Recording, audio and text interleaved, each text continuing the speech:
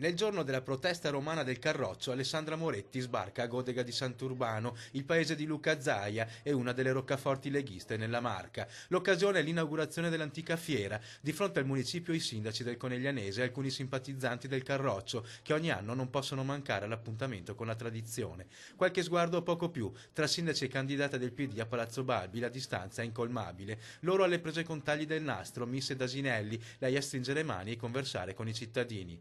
220 comuni abbiamo fatto. Le elezioni regionali probabilmente si terranno il 10 maggio, questo è l'annuncio del premier Matteo Renzi alla riunione dei parlamentari del PD, una data che evita la contrapposizione con la Dunata degli Alpini che era già stata fissata per il 17 maggio. È una bellissima data, la festa della mamma, per cui io credo che sarà molto bello mobilitare più gente possibile e coinvolgere in questo grande appuntamento più cittadini possibile. E nella tana della Lega Alessandra Moretti attacca Luca Zaia. Chi protesta tanto per protestare senza uno spirito costruttivo e chi invece vuole capire dai cittadini, dagli amministratori locali, dai sindaci quali sono le priorità che quando sarò presidente di questa regione dovrò prendere in mano subito dall'11 maggio. Un faccia a faccia con i cittadini, quello della Moretti che ormai dura da 40 giorni.